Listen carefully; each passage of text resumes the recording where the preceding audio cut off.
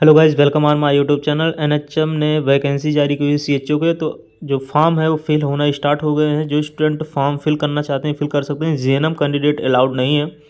BSc nursing, जिनका BSc nursing complete हो गया, यानी कि जो 2019 बैच के स्टूडेंट हैं, 2020 वाले अपेयरिंग हैं, वो अप्लाई नहीं कर सकते हैं। जो 19 बैच हैं, कम्प्लीटली उनका एग्ज़ाम हो गया और सक्सेसफुली पास हो गए हैं, वो स्टूडेंट इस फॉर्म को अप्लाई कर सकते हैं।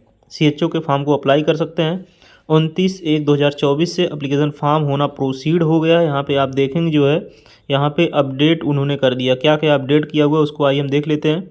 यहाँ पे बाकी अपडेट जो है, जो यहाँ पे एनएम वगैरह से रिलेटेड है, और भी लैब टेक्नीशियन, फिर अभी फार्मासिस्ट की आई थी जो है, अलॉटमेंट डिस्ट्रिक्ट आया हुआ था।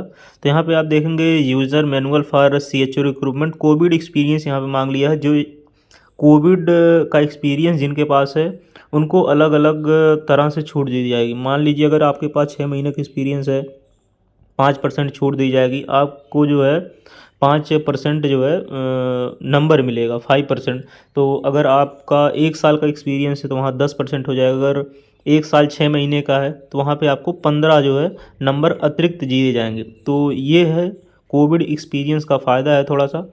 इसके बाद यहाँ पे देखेंगे recruitment of CHO community health officer 29 जनवरी 2024। तो इसको हम ओपन करेंगे। यहाँ पे सारी डिटेल दी हुई है, इसको आप एक बार पढ़ लेंगे। आप एलिजिबल है कि नहीं एलिजिबल है, तभी फॉर्म को प्रोसीड करेंगे। तो यहाँ पे आप जैसे ही क्लिक करेंगे तुरंत ओपन होके आ जाएगा।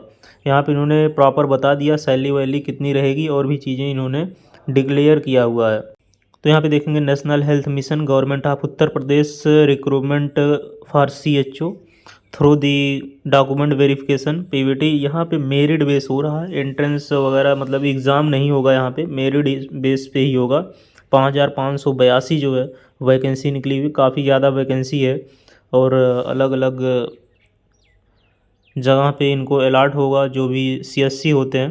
तो यहाँ पे कैटेगरी वाइज भी सीटें देखेंगे डिस्ट्रीब्यूट है, और सब कैटेगरी में भी डिस्ट्रीब्यूट है। इसके बाद रिजर्व कैटेगरी भी है। यहाँ पे reserve category, under reserve category, women, PWD, physical handicap, ex army quota, या जो है फ्रीडम फाइटर, इनके लिए अलग से सीट देखिए रिजर्व है। बाकी ये तो फाइट कर ही सकते हैं टोटल सीट में, लेकिन यहाँ पे सीटें काफ़ी ज़्यादा रिजर्व हैं। तो काफ़ी फ़ायदा हो सकता है आपके लिए अगर आप अंडर रिजर्व के कैंडिडेट हैं। तो क्वालिफिकेशन यहाँ पे मांगा हुआ है कि बीएससी नर्सिंग आपके पास होना चाहिए। इसके बाद जो बीएससी नर्सिंग, यहाँ पे ये भी लिखा हुआ है कि सीसीएचएन क्या है कि curriculum of certificate in community health for nurse, ये आपके पास सर्टिफिकेट होनी चाहिए तभी मान्य होगा।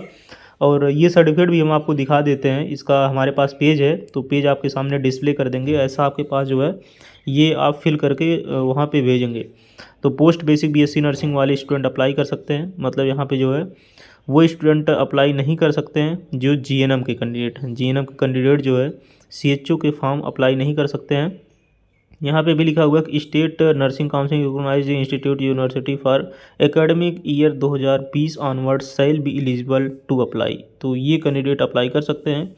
इसमें देखिए लिखा है कि student who have undergo 4th year BSc nursing and second year post basic BSc nursing, मतलब जो सेकेंड ईयर स्टूडेंट हैं पोस्ट बेसिक बीएससी नर्सिंग के, और बीएससी नर्सिंग के 4th ईयर के स्टूडेंट हैं, वो अप्लाई कर सकते हैं जो सक्सेसफुली पास हैं। यानी कि 2020-19 के कैंडिडेट की बात करें, 2019-20 का जिसका सेशन था, जो 2019 में एडमिशन लिए हुए थे, वो यहाँ पे सक्सेसफुली पास हैं तो अप्लाई कर सकते हैं।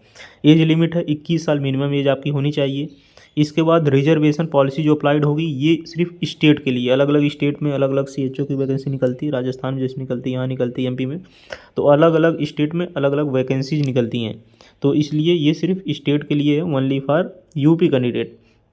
यहाँ पे 20,500, 20,500 per month and up to 15,000 per month performance based PBI after successfully posting in located district CHO subject to guideline issue by GOI NHM UP। तो लगभग 38,000 के अप्रॉक्स CHO की सैलरी होती है।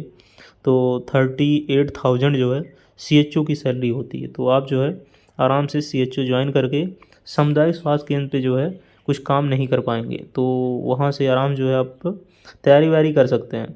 Online portal will be live. Online portal देखिए यहाँ पे 29/1/2024 से लाइव है, 11 AM से लेके फिर 7/2/2024, यानी कि आपको जो है मैक्सिमम 11 दिन का समय दिया जाता है फॉर्म अप्लाई करने के लिए। तो ये upnrhm.gov.in इस वेबसाइट पे जाके आप फॉर्म को अप्लाई कर सकते हैं।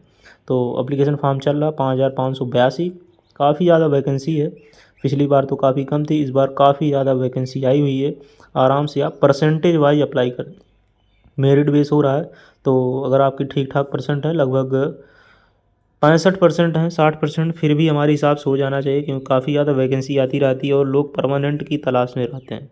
आजकल वैकेंसी आती है, काफ़ी ज़्यादा वैकेंसी आती है, सोचते हैं परमानेंट हो जाएं, और कॉन्ट्रैक्ट बेसिस वैकेंसी आती है। कॉन्ट्रैक्ट बेसिस पे बहुत लोग काम नहीं करना चाहते हैं, ना कि जो है इस मेरिट वाला ले रहा है, तो ये बाद में तो परमानेंट हो जाता है, लेकिन बहुत कम संभावना है। अगर हो जाती परमानेंट नहीं होगा, दिक्कत वगैरह, इसलिए जो है आजकल लोग परमानेंट की तलाश कर रहे हैं। तो ये आप करके जो है आराम से तैयारी कर सकते हैं। एक इन्फॉर्मेशन ये है कि अगर आप CHO में मान लीजिए ज्वाइन कर लिए हैं, सामुदायिक स्वास्थ्य केंद्र पे काम कर रहे हैं, तो आपको जो है वहाँ पे एक्सपीरियंस सर्टिफिकेट नहीं मिलता है। प्राइवेट में अगर आप काम कर रहे हैं तो वहाँ पे आपको एक्सपीरियंस मिलता है, एक्सपीरियंस सर्टिफिकेट। लेकिन अगर आप यहाँ काम कर रहे हैं गवर्नमेंट संस्था में, तो आपको यहाँ पे एक्सपीरियंस सर्टिफिकेट नहीं दी जाती है CHO में। तो ये थोड़ा सा ड्राबैक है CHO का, जो कि संघर्ष अभी तक हमारे हिसाब से चल रहा है। कोर्ट वगैरह में मामला है कि जो है देनी चाहिए इनको सर्टिफिकेट। तो इन्फॉर्मेशन थी, हमने सोचा आपके साथ शेयर करें। मिलते हैं नेक्स्ट वीडियो में नए अपडेट के साथ। जय हिंद।